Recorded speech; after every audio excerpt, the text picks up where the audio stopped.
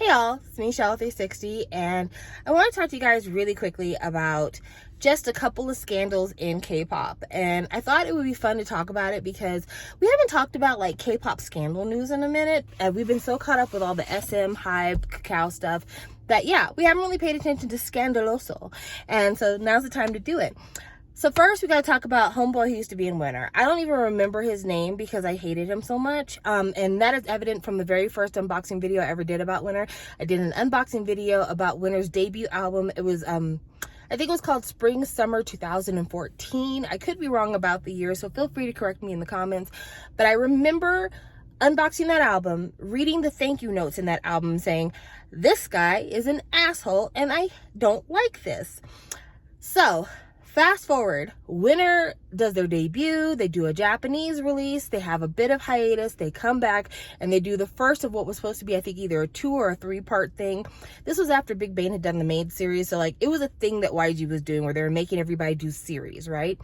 So they released the first part of this. They have one song that's a group song, and then they have one song that is literally just him singing. It is his solo on a group project. And after that, he leaves the group. He claims he left the group because either he was depressed or had anxiety or health issues, whatever excuse people make to get out of groups. And I'm not saying that everyone who says they leave a group for that reason is lying. This individual was lying. And so he made up his excuse to be able to leave. And then, like, I want to say a month or two after he left, he's like, I've come back with a new rock group.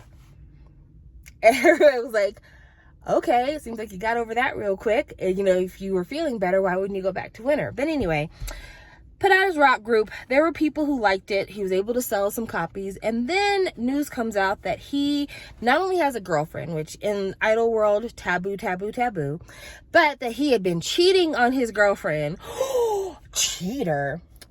Now, for those of you who don't know, Korean idols, actors, people in the public sphere, they are held up to a moral ideal that is supposed to be what other people in public should emulate. It's very much kind of a more cultural, moral policing type thing. They don't want kids to look up to people who are considered to have flawed morals. And so if you are famous, you are supposed to be an ideal that young people can look up to and follow. And so the idea of a young man being a cheater and being abusive or, you know, doing things untoward toward their partner, that's considered bad. And so he was kind of on the outs with a lot of people for being deemed a cheater. However, he was still allowed to maintain some type of a career. He was still allowed to be on some television shows. He was still allowed to make some music. But then he gets caught up in an illegal drug possession charge. And I don't really know the specifics about the drug charge because by that time I was totally not paying attention to him. So, you know, he could have been caught smoking. He could have been caught sniffing. He could have been caught snorting. I don't know, and I don't actually care. But that pretty much made it to where I never heard about him after that. Like, after that, the name never came up. I never heard about any shows. He just was a non-entity. Fast forward to yesterday or the day before, Homeboy gets caught drunk driving.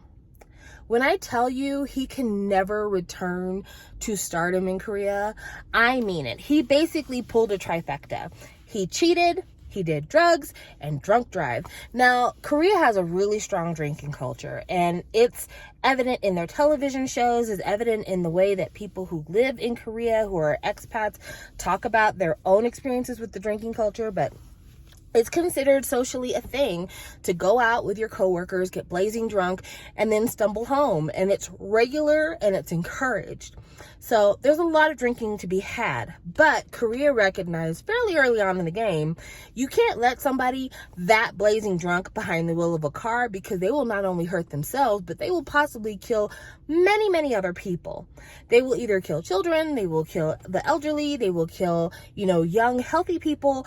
They cannot be allowed to be behind the wheel of something that can be turned into a weapon. And so Korea really, really admonishes folks for drunk driving. You get way more backlash there for drunk driving than you'll ever get in the United States. And so now that he has been caught drunk driving, it is fucking over for him. We will never hear from him again unless he dies, because that's it.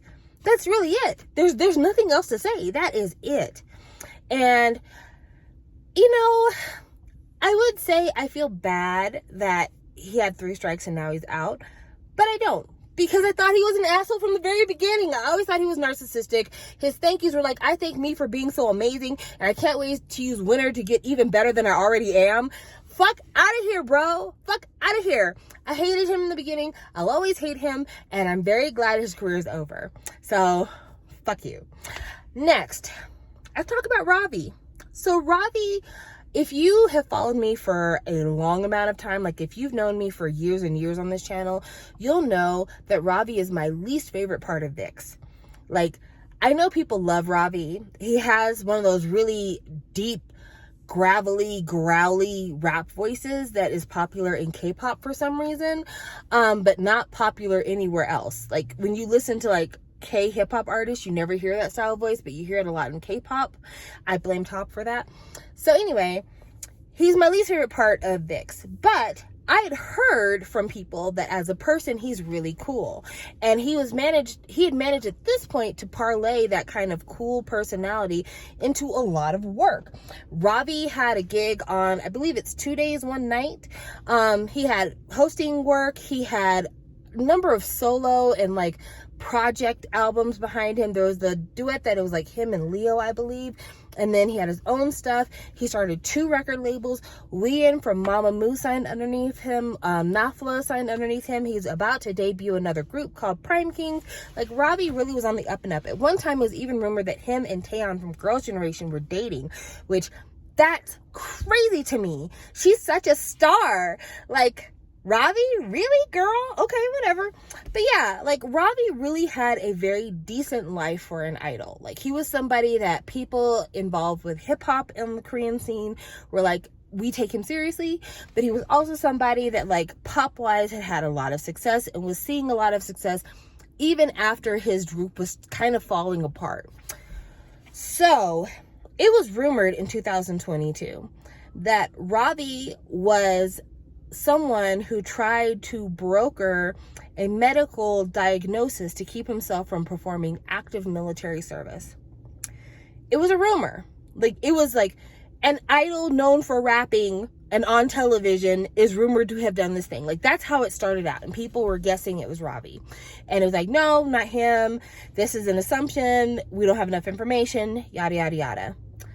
Then it turns out there is a doctor who people were going to get diagnoses of like epilepsy and other things that would make it to where you still had to go to basic training. But after you got out of basic training, you wouldn't be confined to a base and a unit. Instead, you could do what they call public service work. And if you're not aware of what public service work is where you're in the military, but you basically clock in and clock out. So most of the time when you're an active duty service member, you go to basic training and then you live on base. You spend the night with the other soldiers. You wake up with the other soldiers. You're with the other soldiers all day long. You do patrols. You do field exercises. Like, you really are living an army life 24/7. If you're a public service worker, you basically get up in your own home. You clock in to do your service for the day, you clock out, and then you go home. And for a lot of people, I could see where being a public service worker is a much more comfortable condition. And the reason why that option is offered to people is because some people have life circumstances where that's what they need. For instance, if you are a Korean man who has, I think, 3 children or more at home, you're allowed to do public service work because it is assumed that your wife can't be without you for 21 months. Like, she needs the help because you have 3 kids at the house. So that's one way to get public service work. Another way to get public service work is if you have a medical condition that makes it to where living in the barracks would not be tenable to being able to either take your medication, see a therapist, or some other form of treatment on a regular basis. And so they allow you to be at home because you need to be near a medical support team or support staff. And so there are certain diagnoses that are invisible illnesses, mental health being one of them, epilepsy, IBS. There's a few other things that are considered things where you can't see the disability, but the disability absolutely does exist. And so these people get designated for public service work. Recently, well, I won't say recently, but not too long ago, Taman was given the okay to do public service work, even though he did try to do active duty service, but it just didn't work out for him. Anyway, it was rumored that Ravi had gone to a doctor to get a diagnosis of epilepsy in order to be able to escape active duty and be allowed to be on public service duty. Now, I'm saying it's alleged, I'm saying it is rumored, because he has not been found guilty of anything. But the reason it has come up in the news very recently is because the police asked a judge for an arrest warrant for Robbie. So whereas before his name was being brought up and it was being rumored, there was nothing to solidly tie him to these allegations. The police asking for an arrest warrant, that is pretty solid that charges are being brought against him. Now, the judge denied the arrest warrant, but the way that the article was translated was that the judge denied the arrest warrant because Robbie was not a flight risk, and because he either A, this is where the translation part is important, A, he either admitted to the charges, or B, he acknowledged the charges. So if he admitted the charges, it's fucking over for Robbie. It is over for Robbie. And it's over for him because as much as Korea doesn't like a cheat, they don't like a drunk driver, they don't like a kid doing drugs, they are adamant about draft dodging. If you try to avoid your military service, the public will eat you alive. So it's over for Ravi. Now, if he admitted the charges, like he's like, I acknowledge that these charges are being brought against me, that is a little bit different because he may have plans to fight the charges. And one of the things that the whole ability to fight the charges hangs on is the fact that he could have visited this doctor to get a consultation, but if the doctor he visited never wrote anything to aid him in trying to get out of active duty service, then he didn't commit a crime. So that'd be the same thing as me going to a tax accountant and saying, hey, I really want to avoid paying as much taxes as possible. What are some things I could do with my taxes that would allow me to save as much money as I can? And if the tax person says, well, legally, this is what you could do, but if you're willing to do something illegally, you could do this other thing. If I have that conversation with you and I say, you know what? I don't want to do anything illegal. I just want to know what my options are. Thank you for the consultation. I'm going to move on and do my taxes elsewhere. At that point, I've done nothing illegal, because I don't have an obligation to tell the police that this person suggested something illegal to me, because I have no proof that they've been doing illegal things. So I have no reason to try to turn them over to the police. I haven't engaged in anything illegal. I've just had a conversation about what are my options. So if that's all that Ravi did, he very easily could beat the charges. Where it could be an issue is that along with the translation of admitting or acknowledging the charges, there was a note about that there was enough evidence to believe that he would not run away. And I'm wondering if also in that evidence was evidence that he submitted paperwork from this doctor that allowed him to perform public service duty. Because Robbie is currently in the military and he is currently doing public service duty. So there had to be something in his medical records that said why he needed to do public service instead of active duty service. I don't know what that could be, but it is important to note. So with all that being said, my concern right now is getting Wien the fuck off of Robbie's label. Like, I really don't care too much about the hip hop guys. Also, it does not help Robbie's case that Nafla, who is signed to his hip hop label, also is being brought up on these exact same charges. Because, I mean, think about it. The head of your record label is being accused of this. You are being accused of this. What do y'all have in common? Obviously, a close professional relationship. Could it be that Ravi recommended you to go to this person to try to get an exemption? Could it be that you recommended to Ravi to go to this person to get an exemption? We don't know the back and forth, but it looks really bad that two people from the same record label are being accused of trying to dodge their military service. So yeah, Nafla is caught up in this bullshit. Robbie obviously is caught up in this bullshit. It doesn't look good for either one of them at this current juncture. It doesn't mean that things couldn't change, but it just looks really bad for them right now. And because of that, I'm very concerned. I'm very concerned about Wheein, because in Korea, a lot of times, all it takes is one person who's very close to you to do something poorly for you to be accused of doing something bad. And no matter where you fall in the whole golden phone situation, the whole Sungri situation, I'm not going to rehash that old cow again. I'll say this.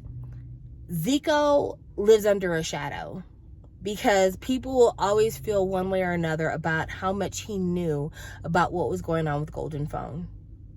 So that's why I say Wheein needs to get the fuck out of there. Now, granted, Wheein is not going to be trying to evade military service, because the military service is only compulsory for males.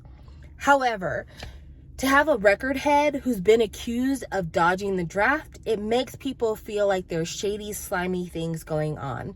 So I really hope at this point in the game, Wheein is contacting an attorney and trying to find a way to invalidate her contract with the Live. And I think that she's got more than enough ammo to be able to make this thing happen. Ravi would be a fool to try to fight her on it and try to take her to court over it, because I think that just him being involved in this scandal is enough to make things really hard for her. So anyway, yeah, I just want to talk about those two things because it's been a while since I've talked about scandal. And then Onu's album came out. There's nothing scandalous about that, except I do kind of have a hot take on Onu's looks. And I'm going to say this, and please don't accuse me of being like negative on his looks or anything like that. It's just something that, I don't know, it doesn't sit right with me. It feels unnatural. Do you think that Onu has had buccal fat surgery? And I say that because in the past, I feel like Onu's had more of a rounder face. And I don't know if it's because of the way he cut his hair or the way he's doing his hair now, but his cheeks look a lot slimmer. His jawline looks way more defined. I know he's lost some weight, but usually even when Onu loses weight, he doesn't lose weight in his face. His face looks really long compared to what it's looked like in the past. And I'm wondering, has he had the buccal fat surgery? If you don't know what the buccal fat surgery is, there's fat that you have in your face that's like in here that makes your face look really round. And they have a surgery where they can go in and basically suck this fat out and make your face kind of longer. And there's a good chance he's had that done. I'm not saying he has, but I'm just saying his face is looking like that to me lately. But if he had plastic surgery, I'm okay with that. It's not a ding. I'm just wondering if anybody else noticed his face looking a little bit different. But I think he looks great. I've always liked him with longer hair. So I'm fine with that. I've listened to the album. I will express my thoughts about the album when I get my physical copies in. I'm going to do the same thing with him that I did with Key's album, where I'm going to go song by song and just give my opinions on the different songs.